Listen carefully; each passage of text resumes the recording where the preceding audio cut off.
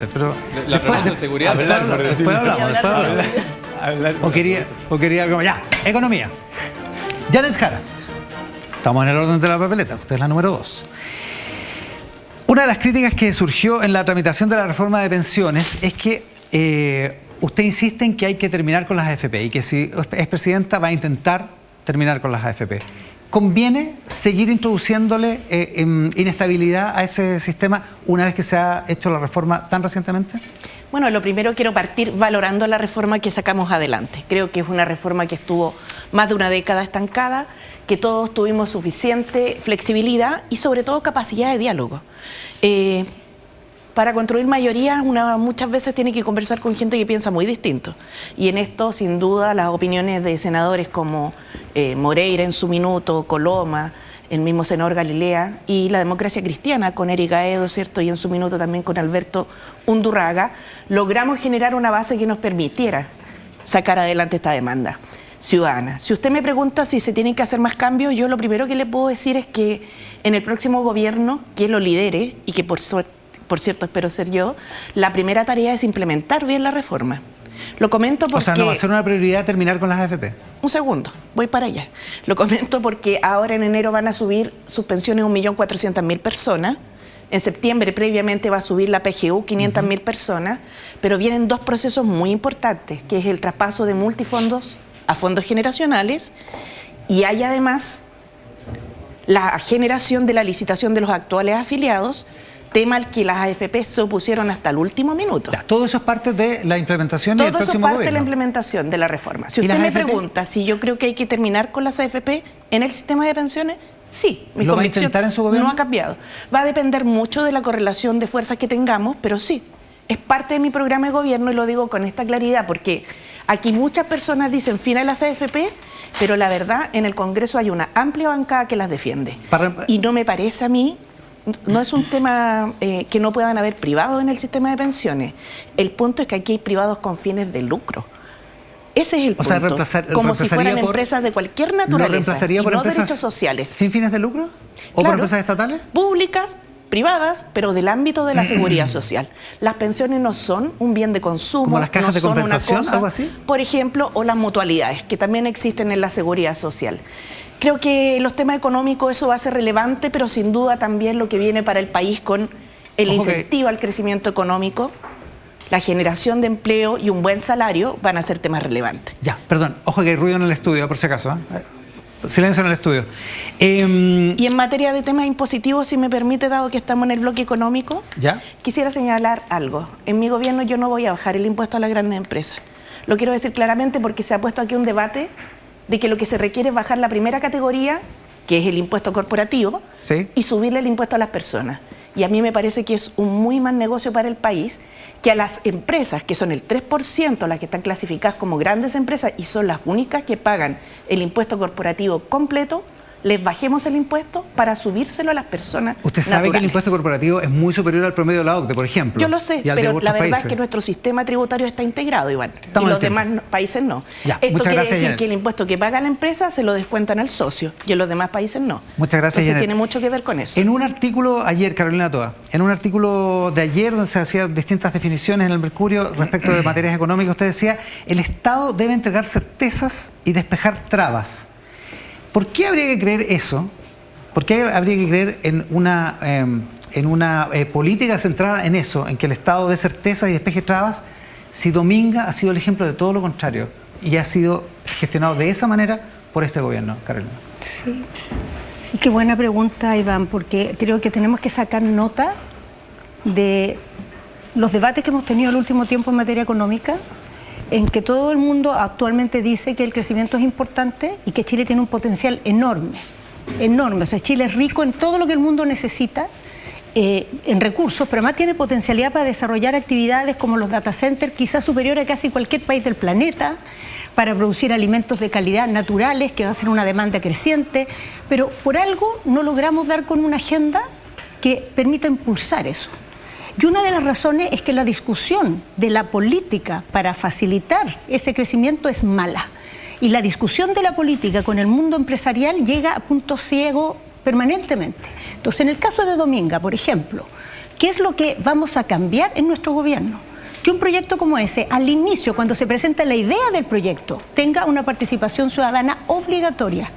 Que desde el primer momento sepamos dónde están los problemas de un proyecto así y podamos resolver para hacer posible esa explotación minera sin el conflicto ambiental. Eso es cambiar el orden de los factores, es cambiar el orden de la tramitación. Es que es muy importante, Iván, porque un proyecto como le pregunto por los énfasis, Carolina, porque en la práctica lo que ha hecho este gobierno es impedir, incluso inconstitucionalmente, como se supo esta semana, por el Tribunal Constitucional, que ese proyecto se lleve adelante a pesar de cumplir con las normas, a pesar de cumplir con la ley. Entonces, ¿por qué ahora vamos a creer en un Estado que destraba las cosas y queda certeza? O sea, primero porque estamos hablando de un gobierno que voy a encabezar yo. Y de lo que me voy a encargar es que ante un caso como Dominga, ¿qué es lo que se haga? Tempranamente decir, ¿sabes? Esa explotación minera es importante para Chile, busquemos una salida en un puerto distinto, que no se cruce con una zona protegida que es de valor mundial. Y eso es razonable, eso es razonable. ¿Su comité de ministros habría aprobado el proyecto Dominga? Habría buscado que se cambie el proyecto Dominga hace mucho tiempo. Y yo creo que, ¿sabe qué? Yo creo que los impulsores de ese proyecto hubieran estado dispuestos. Si la política, en lugar de estar entrabada en sus banderas y en sus trincheras, buscara soluciones a los problemas, yo creo que hubiéramos encontrado hace 10 años una manera de hacer posible ese proyecto minero sin estar trabado en los tribunales, porque todo lo que ha pasado no ha sido fuera de la institucionalidad, ha sido dentro de la institucionalidad, pero demorando en exceso una decisión que pudimos haber tomado antes si hubiera habido la voluntad, el liderazgo y poner por delante lo que importa. Otro tema, a propósito de impuestos que planteaba Janet Jara, dice, no voy a bajar el impuesto corporativo. ¿Usted sí cree que hay que bajarlo al promedio sí, yo creo que, de la OCDE y compensarlo con impuestos a las más altas rentas, que son básicamente profesionales? Sí, a las más altas rentas. O sea, ¿por qué es importante esto? Porque si queremos de verdad crecimiento, y se supone que todos entendemos que para mejorar la salud, para que haya buenos empleos, para que las personas no lleguen a fin de mes con tanto apuro, necesitamos que en Chile haya más inversión. Y para eso, el nivel de impuestos que tenemos hoy día en las empresas no ayuda, pero hay que compensarlo con las personas más ricas de Chile, de manera que recaudemos lo mismo. Y no solo eso, nosotros proponemos además impuestos verdes y proponemos que los servicios básicos que tienen tarifas garantizadas, cuando pasan de cierta ganancia, también tengan un impuesto adicional. Tiempo, Carolina, muchas gracias. Jaime Mulé, en su franja habla mucho sobre la creación de viviendas. Sí. Y en una de las cosas que dice es que hay que, para la clase media, bajar las tasas de interés. Dice, vamos a bajar las tasas de interés. Sí. ¿Cómo va a bajar las tasas de interés? De la misma manera del proyecto de ley que se aprobó hace una semana atrás de este gobierno, que permite bajar 6 puntos a las tasas de interés. O sea, con subsidio. Con subsidio, sí. Y que va a permitir bancarizar 40.000 personas. Ese es el procedimiento que se aprobó ahora con el ministro Marcel. El camino adecuado. ¿Perdón? ¿40.000 personas? 40.000 viviendas. 40.000 viviendas. Con un subsidio a la tasa de interés que tiene un costo bastante razonable. Y tú vas a permitir que se vendan, esas son viviendas privadas, al bancarizar personas que, como la vivienda ha subido mucho, por distintas razones de precio, pero los sueldos no han subido mucho, han subido pero no tanto, se desacopló esto. Subieron las tasas de interés también, entonces hay que subir, porque hay gente que puede pagar 500, 600, 700, 800 mil pesos de dividendo, pero tienes que... Pero tiene la tasa de interés muy alta. La tasa muy alta y le sale la cuota muy cara. Eso es perfectamente posible hacerlo y el experimento, esta primera medida que toma el gobierno me parece muy bien. Yo multiplicaría eso. ¿Cuánto cuesta? Porque usted dice, le vamos a sacar el IVA a las viviendas y además vamos a bajar la tasa de interés. Claro. Cuesta poco. Y explica ahora que lo hace por la vía de subsidio. Cuesta poco. ¿Qué es poco? Cuesta poco porque hoy día se están construyendo 20.000 o 15.000 viviendas privadas. ¿Ya? Y 65.000 públicas. Ahí es donde está en este año, el año 2024. Ahí está la estadística. 80.000 viviendas en total. Y sabes que el año 2015 construimos 179.000 viviendas, entre públicas y privadas. Por eso que se pueden perfectamente construir 150.000 viviendas al año. 65.000 públicas que se han logrado en este gobierno, ojalá llegar a 70.000, quizás no se puede avanzar mucho más, pero la privada llegó a más de 100.000 en determinados momentos en este país. Yo planteo que llegue a 75.000, 80.000. ¿Cómo? Con subsidios, con no solo el subsidio de la tasa de interés para las clases medias, sino que yo soy partidario de eliminar el IVA a la vivienda, volver al sistema antiguo. ¿Cuánto cuesta, Jaime? Eso cuesta poco porque son viviendas que no se han hecho. ¿Pero cuánto cuesta? Porque poco es una medida relativa. ¿Cuánto cuesta? Hoy día estoy haciendo 20.000 viviendas y así 50.000 no es plata que hoy día esté recibiendo, ¿te fijas? Entonces, no es que tú estés disminuyendo los ingresos, no vas a percibir algunos ingresos fundamentalmente. Y vas a generar mucho ingreso del IVA, de la compra de materiales, que es más o menos 1/3 del costo de una vivienda. que es lo que tiene que comprar la constructora para construir la vivienda. Y además vamos a incentivar repatriar capitales de fuera del país, como se intentó en este gobierno, ¿sí?, pero no con el 8%, sino que con el 0% si vienen a invertir en vivienda. Y además le vamos a liberar... Si alguien tiene plata afuera, la trae y para invertirla en vivienda. Y va a pagar 0 de impuestos, no el 8. Si es que invierte en vivienda. Si es que invierte en vivienda. Y además le vamos a disminuir el pago del impuesto a la renta de las rentas de esas viviendas, de esas nuevas viviendas que se pueden generar. Pero no me he querido decir cuánto cuesta todo esto, porque el próximo gobierno, el que sea, cualquiera de los 4 o de otra coalición, no va a tener holgura, no va a tener plata. Eso lo tengo claro. Si yo estudio las cosas, pero estamos hablando de viviendas que se van a construir. Hoy día se están construyendo 20.000. Si tú vas a hacer 100.000, no es plata que estés recibiendo. Estamos en el tiempo. Vas a tener IVA que se va a generar y se compensa. Lo que me dicen mis expertos que se va a compensar. Y vamos a hacer crecer el país, vamos a dar empleo. Se genera una dinámica muy positiva. Muchas gracias, Jaime Muley. Gonzalo Winter. Sí.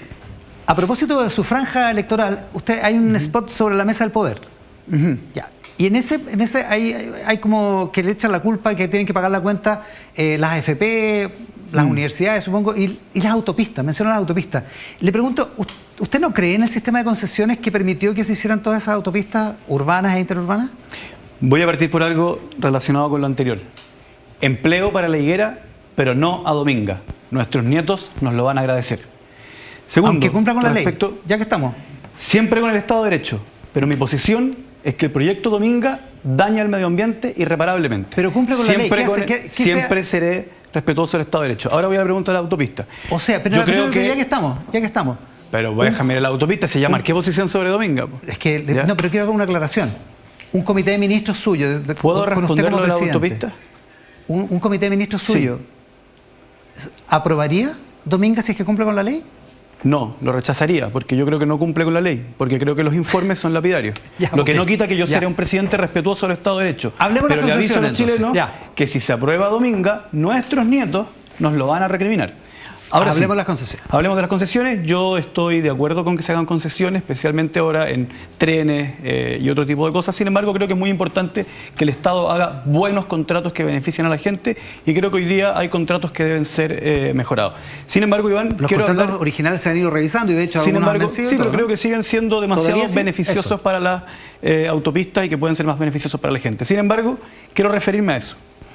Me extraña que en esta conversación, antecedida por un comercial de una AFP, que no es chilena, es de Cuprum, o sea, es Cuprum que es de Iowa, no hablemos de lo que para mí, Iván, es el problema más grave de la economía chilena, que es la concentración de la riqueza. La concentración de la riqueza daña nuestra economía por dos motivos. El primero, porque concentra las oportunidades y miles de talentos y de gente esforzada y creativa de Chile se queda sin oportunidades. Y en segundo lugar, porque concentra las decisiones. Un puñado de chilenos es el que toma las decisiones por la economía, solamente decisiones que beneficien a determinadas industrias, que son aquellas en las que ellos participan. Y además, ese puñado de chilenos que concentra la riqueza y el poder quiere un Estado ausente. Yo propongo hoy día a los chilenos un Estado que subsidie, que financie, que empuje, que impulse la innovación, la ciencia, la tecnología, la diversificación de lo que producimos y también la diversificación de a quién le vendemos. Anoten esto. Quiero en mi gobierno impulsar que el sustituto del cobre y el litio sean descubiertos en laboratorios chilenos por científicos chilenos. ¿Por qué esto es importante? Para que Chile no dependa de un solo producto, para que Chile no dependa del resultado de una sola potencia en una guerra comercial. Gonzalo, eso es soberanía y economía del futuro. ¿Cómo se puede hacer eso si el gobierno del que usted participa no logró aumentar su proporción de I+D presupuestaria? Prácticamente nada de lo que se prometió. Efectivamente, esa es una de las situaciones que yo lamento de este gobierno. Sin embargo, hay que entender que la ley de presupuesto también la pasa por un Congreso en que en su mayoría actual no creen estas cosas. Creen un país extractivista que venda productos, materias primas, concentrado. Gracias, Gonzalo. Y un Congreso que también es, a mi juicio, demasiado sensible de ese puñado de chilenos que concentra toda la riqueza y, por lo tanto, el poder de poner comerciales en la televisión, como el que acabamos de ver. Gracias, Gonzalo. Los comerciales que pasan en este programa y en cualquier programa, por lo menos los medios que yo participo, son publicidad. No tiene nada que ver con los contenidos, por si acaso. No, yo en ningún caso he acusado de eso. No. Solo quiero que los chilenos entendamos que en el momento en que sintonizan, ya hay un nuevo actor en el debate, que es AFP Cuprum, que también está haciendo política en sus comerciales, legítimamente. Ya. ¿No está haciendo política dentro de este debate? No, claro, justo antes. Es que la gente prende la tele. Candidato frente a frente. Gonzalo Winter, le pregunta a Carolina Toa. Perdón. Carolina, yo valoro mucho la diversidad y de hecho valoro y me alegra la diversidad que hemos logrado en este bloque que quiero que gobierne Chile. Sin embargo, desde que conformaste tu comando, hemos visto que dentro de él hay voces que se expresan públicamente a favor de Palestina y en contra de Palestina, a favor del aborto y en contra del aborto, a favor del presidente Boric y en contra del presidente Boric, a favor de apoyar al ganador de las primarias y en contra de apoyar al ganador de las primarias. Me parece que todos esos temas son bastante sensibles y que le daría más certeza al bloque que lo conduzca alguien que tenga un sector del bloque que tenga mayor claridad en temas que no son menores. ¿Cuál es la pregunta? ¿Cuál certeza nos entregas tú de que tu conducción de este bloque va a tener una posición clara en esas materias cuando dentro de tu comando salen voces que, insisto, pro Palestina ante Palestina, pro Boric ante Boric, pro, por ejemplo, no respetar el resultado, ¿es parte de la diversidad aceptable? Gracias, Gonzalo. 1 minuto y medio, Carolina Toa. Sí, la certeza es mi liderazgo, Gonzalo, que no es una cosa que se está inventando hoy día, que ha estado por la unidad cuando en Chile lo que teníamos era una dictadura producto de la desunidad, que ha estado defendiendo el derecho del pueblo palestino desde siempre, que ha estado a favor de cumplir los acuerdos y siempre los ha cumplido, que cuando se ha equivocado ha tenido autocrítica, cosa que otros sectores aquí presentes no les veo. Las voces de mi comando en todos estos temas no han tenido un matiz, porque Óscar Landerreche no es parte de mi comando. Bueno saberlo. Porque Jaime Quintana dio una opinión personal y su partido entero salió a decir que no compartía esa opinión y que su trayectoria era alineada con el Estado de Chile en estas materias. Y respecto a los resultados de la primaria, llevo una vida en política, he estado en buenas y malas, muchas muy malas. He estado aportando, por ejemplo, la segunda vuelta de Frey, por ejemplo, el gobierno del presidente Boric hace poquito. Es que entonces no soy una persona que se le pueda dudar del oportunismo. Yo no dudo de ti, pero por ejemplo, en materias tan relevantes como los retiros o como en el tema de la Estrategia Nacional del Litio, son las bancadas de tu partido las que proponen justo todo lo contrario a lo que propone Carolina Toa. Sí, entonces yo digo que ahí el liderazgo... Perdón, Gonzalo, pero creo que eso es... Una vez más en tu campaña una pasada de rosca. ¿Por qué? Porque ¿Pero es falso? No, sí es falso, porque el discolismo es un problema de todas las bancadas. La tuya con seguridad, la de Janet con seguridad, la de Mulet en 20 temas. Es un problema del sistema político chileno, no de mi sector. Yo diría que en particular... Muchas gracias. Gracias, Gonzalo. Janet Jara le pregunta a Jaime Mulet. Bueno, en estos momentos a veces se busca hacer preguntas difíciles para interpelar al que está delante, pero a mí me gustaría propiciar más el diálogo.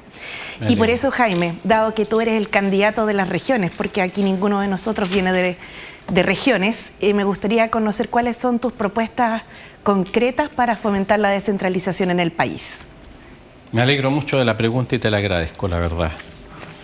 Vengo de Arica y de Iquique, y yo les decía que hace 6 años gritaban por el tema de la inmigración y no fueron escuchados en la región metropolitana donde está el poder. Me hablaban que hace 20 años alertaron de la entrada de la pasta base cuando entraba por el norte y tampoco fueron escuchados decididamente. Vengo de... Ayer estuve en Chiloé por una agrupación archipiélago soberanista también.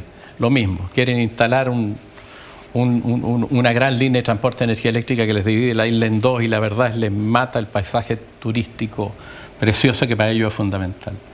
En Chile las decisiones se toman prácticamente todas en el centro y lo que tenemos que hacer es confiar en las regiones y descentralizar el país, efectivamente traspasando funciones, atribuciones, recursos y responsabilidad también, van las 3 cosas ligadas. Y nosotros tenemos una propuesta para eso, además no es nuevo. Esteban Valenzuela lo trabajó en la Comisión de Descentralización que presidió en el gobierno Bachelet II, donde logramos solo elegir gobernadores regionales, que son gobernadores regionales además que tienen una mano amarrada, un pie amarrado, tienen como 100 funcionarios, son más chicos que el municipio más chico de la región y pueden hacer re poco. Una pregunta de la ley de gobernadores, ¿tú le harías cambios? ¿En qué sentido? A ver, yo eliminaría, cumpliría el compromiso del presidente Boris, que se decidió, entiendo, dejar de lado, terminar con los delegados presidenciales regionales. Yo dejaría solo en mano, es muy importante, del presidente a través de algún representante, la seguridad pública y las relaciones internacionales. El resto, todos los gobernadores. Gracias. Preguntas entre candidatos. Carolina Toá le pregunta a Gonzalo Winter. Ya, nos tocó cruzado. Ida y vuelta. Ya, Gonzalo, yo te quiero preguntar sobre tu spot que salió ayer. En ese spot se hace una mirada de una época de la historia chilena reciente, que es la misma caricatura que se conoció cuando el Frente Amplio empezó, la misma con la que se jugó en la época del estallido. Es una visión de esa época como que hubiera sido una gran estafa, en que los protagonistas además fueron personas que hoy día están en el gobierno del presidente Boric, ¿no? Estuvo gobernado ese periodo por un sector que mayoritariamente está hoy día en el gobierno. Ahora, eso, aparte de ser bastante fuerte, la pregunta es la siguiente, aparte de ser bastante fuerte, porque somos aliados, se supone, tiene una cosa que me parece preocupante, que quisiera saber tu opinión. Esa mirada fue la que interpretó de una cierta manera el estallido. Hizo un juicio del estallido en base a esa mirada de que la gran estafa, los 30 años, qué sé yo. Después esa misma mirada empujó el proceso constitucional a una parte y tuvo al gobierno actual en las cuerdas también. Entonces, ¿sostienen ustedes de verdad esa mirada? ¿Creen de verdad eso? ¿O es un recurso de campaña que no se cree, entonces se dice algo que no es verdad porque la campaña funciona? Gonzalo, yo te puedo dar mi posición. Creo que no hay ninguna alusión en ese spot a personas que hoy día están en el gobierno ni a partido político alguno. Se trata de retratar los dolores que surgieron de una época. Mi posición sobre la década del 90 en particular. Es una buena década, porque se logró consolidar una democracia, se bajó la pobreza y se logró crecimiento económico, lo cual es mucho decir. Sin embargo, quedó una gran herida, que es la desigualdad. Y no lo digo yo. De hecho, de eso se trataba. Eso no dice tu spot. De hecho, de eso se trataba la franja del presidente Lagos. Pero el spot y dice la presidenta otra cosa. Bachelet, cuando asume, Iván, y la presidenta Bachelet, cuando asume su segundo gobierno, dice lo siguiente: dice, el principal enemigo de Chile es la desigualdad. Entonces, ¿cuál es el problema? Que nosotros digamos que en los años 90, post dictadura, surgieron nuevos dolores en la sociedad chilena que también tienen que ser atendidos y que son principalmente retratables en la desigualdad. Logramos bajar la pobreza, logramos crecimiento económico, logramos una democracia, súper bien. Ahora tenemos que combatir la injusticia y la desigualdad. Yo no me hago cargo del estallido social. De nuevo volvemos a esta tesis de que hay un partido político o un dirigente, en este caso yo, que puede hacer con el dedo decir, hágase un estallido social. Por supuesto que no. O que yo tuviera la responsabilidad de haber votado apruebo. Cuando usted, Carolina, fue una de las voceras del apruebo, con muy buenas reflexiones, a las cuales yo respeto y admiro. Pero lo que no entiendo Gonzalo, es por qué cuando decimos surgieron nuevos dolores en los años 90, tal como es la desigualdad, reconocido por el presidente Lagos y Bachelet, hay un problema. ¿Por qué ustedes lo pueden decir y nosotros no lo podemos decir? Perdón, Carolina, se acabó el tiempo. Tengo que hacer una contrapregunta. Aquí todos han hecho contrapreguntas y la voy a hacer. La voy a hacer. Tiempo, yo no he dicho que usted hermano el estallido, he dicho que lo interpretaron. Que lo interpretaron. No, porque otros candidatos han tenido la posibilidad. Sí, dentro del tiempo. Lo interpretaron de esa manera. No, dentro del tiempo, lo siento, dentro del tiempo. Es el momento pero había una palabra preguntas cortas, respuestas cortas, definiciones. Perdón. Ya, vamos. No están las definiciones todavía. Janet Jara le pregunta a Jaime Mulet. No, ya le preguntó, sí. No, Jaime Mulet. Perdón, Jaime Mulet le pregunta a Janet Jara, perdón. Era al revés. Janet. Ahora sí, ya. Gracias. Yo sé que tú eres comunista desde chiquitita. Y lo he visto en tu historia. Y eres orgullosamente comunista y eso me parece muy bien porque yo creo que el comunismo es como una religión, se lleva y se lleva muy fuertemente en el corazón y en el alma. De las experiencias comunistas a nivel global, a nivel latinoamericano, Cuba, Nicaragua, de alguna manera, Venezuela, de alguna manera, ¿cuál es la que más te gusta? ¿A cuál te gustaría te acercar a Chile al ideal comunista, donde han habido gobiernos preponderantemente comunistas? ¿Esa es la pregunta? ¿O tienes juicios críticos respecto a esos gobiernos y cómo nos podemos imaginar nosotros hoy día un gobierno comunista? Janet Jara, 1 minuto y medio. Gracias por la pregunta. La verdad, en el mundo están pasando tantas cosas. He estado viendo atentamente las noticias respecto de los bombardeos, ¿cierto?, entre Israel e Irán, y tengo una preocupación muy grande de que el mundo se pueda conducir hacia un fenómeno bélico conocido como la Tercera Guerra Mundial, ¿no? Veo además lo que está haciendo Estados Unidos con su guerra arancelaria y lo que está pasando además dentro del propio Estados Unidos con conflictos que son de total envergadura. Y creo que nosotros en materia internacional debemos estar siempre bregando por la paz. Respecto de los modelos de país que a mí me gustaría implementar, la verdad yo soy chilena y me estoy presentando para presidenta de Chile. Espero que podamos hacer nuestro proceso político unitario desde la centroizquierda, no solo desde un partido, porque si bien yo soy militante de un partido, mi intención es poder aunar esfuerzos para que ganemos, y esos esfuerzos se aunan no solamente con los que piensan igual e idénticamente como uno, sino que precisamente con quienes tenemos un tronco común pero matices. Y espero que desde esa unidad podamos construir un buen gobierno en el cual todos estén representados.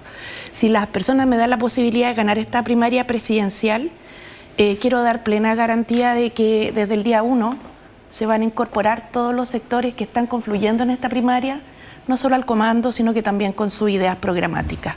Pero me presento para presidenta de Chile y ese es el modelo que creo que tenemos que seguir. Entonces tu gobierno no será comunista, será un gobierno de todos. Gracias, Jaime. Encabezado por ti. Claro. Ya, ahora sí. Muchas gracias, Janet Jara. Muchas gracias, Jaime Mulet. Definiciones para los candidatos.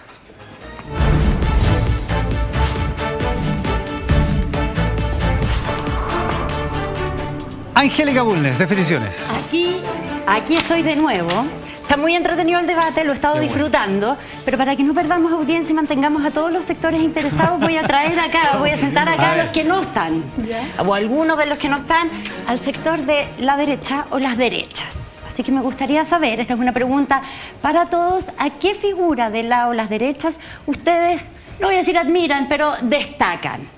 Partamos por diputado Jaime Mulet, pero no se me vaya a los 60 ni a la guerra del Pacífico. Históricamente. No, actual y vigente. Claro. Al Marqués Bulnes, pues.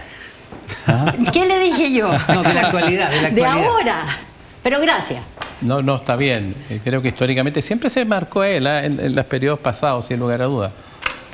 Pero ahora creo que hay buenos exponentes igual en la derecha. No me voy a referir, sí, a los candidatos presidenciales, porque eso tendría otra connotación. Por ejemplo, yo tengo una buena impresión de Chalper, nombre de Renovación Nacional. Tengo una buena impresión de Joanet, que ahora está en la derecha, pues está apoyando a Matei, tomó su decisión su partido y entiendo que traspasó la frontera hacia la derecha. Le podría hacer esos... Chalper y Joanet. Por lo menos esos dos les doy la... A mí me encanta la pregunta porque yo he trabajado mucho con la derecha, con viento en contra en el Congreso para sacar las leyes adelante, así que trabajé con varios. Y creo que les he conocido en una situación más de tratar de buscar acuerdos, que no es lo que usualmente uno esperaría que ocurriera entre alguien de nuestro sector y alguien del otro sector. Tengo una muy buena opinión de Rodrigo Galilea. Esa es la verdad. Esa es la elección de Janet Jara. Considero que de todos los políticos que hoy día están en la derecha, que hay muchos talentosos y también de los otros, Rodrigo Galilea se distingue por su seriedad. Muy bien. Galilea busca acuerdos, Osandón tiene sensibilidad social, hay un alcalde de Iglesias que me parece súper interesante, siempre leo a Daniel Mansuy, Hugo Herrera, no me pierdo columnas de Briones, Chalper está dirigiendo la bancada Startup de una manera que me parece súper interesante y quiero destacar además a Carmen Gloria Aravena, que fue bastante importante para lograr el acuerdo de paz y entendimiento. Por lo tanto, no tengo ni un problema en apreciar cosas positivas de la derecha, de hecho, es algo que hago regularmente. ¿Y usted, Carolina Toa? Primero, todos los que han nombrado acá, yo comparto que son personas con las que se trabaja bien. A mí me tocó también trabajar mucho con la derecha, construir acuerdos en un campo minado, como eran los temas de seguridad, y con muchas personas se logró avanzar. Pero quiero nombrar un ejemplo de alguien distinto del que se mencionó aquí para hacer referencia a un episodio bien triste de nuestra política, donde esta persona trató de hacer un aporte que fue Hernán Larraín. Él fue convencional, en una época en que había la esperanza de que se iba a construir un acuerdo, él jugó un papel muy activo en tratar de hacerlo. Cuando la cosa se empezó a quebrar y a hacer pedazos, siguió intentándolo, al final no se pudo. Todos sabemos lo que terminó pasando ahí. Yo creo que los que votamos a prueba no estábamos contentos, yo por lo menos, los que votaban rechazo tampoco, muchos, porque querían que algo resultara, y yo creo que Hernán es de las personas que en la derecha trató de que saliera un pacto constitucional. Ya. Y ahora muy cortito. ¿Con quién prefieren competir de las derechas? Jaime. No los candidatos que están hoy día en la encuesta. No me complico, la verdad, no me complico. Creo que están los tres. Creo que hay dos abiertos. Creo que Kaiser ya va bajando. Creo que es difícil que se recupere, pero... ¿Cast o Matei? ¿Con quién prefieren competir? Caso Matei... me da lo mismo, la verdad me da lo mismo. Los dos los tengo en la misma situación. Muy bien. No me importa, pero creo que lo pasaría bien debatiendo con ambos, pero creo que el partido de José Antonio Kast le ha hecho mucho daño a la política, se dedican en el Congreso a la polarización meramente, a convertir toda diferencia política en un conflicto personal. Creo que eso le ha hecho pésimo al país. ¿Carolina? Sí, yo creo que esto se ha ido mimetizando de una manera lamentable. O sea, creo que Evelyn Matei, que podría hacer una diferencia, siendo una derecha más abierta, se ha ido acercando hacia el otro lado. O sea, creo que cada vez es menos diferenciable programáticamente lo que es. Entonces, lo que yo digo aquí es que, sea como sea, estamos compitiendo en Chile contra una ultraderecha hiperconservadora y que se está poniendo populista. Así que no veo diferencia en este momento. Janet Jara. Bueno, yo espero competir contra los tres en la primera vuelta. Entiendo que todos, como ellos no tienen primaria, no van a tener un puro candidato, así que si me eligen en la primaria, porque eso todo está por verse el 29 de junio, aprovechemos a invitar a la gente a votar, estarán los tres, así que... Y se pelean más entre ellos que contigo, probablemente. Definiciones de los candidatos. También buenos para la pelea entre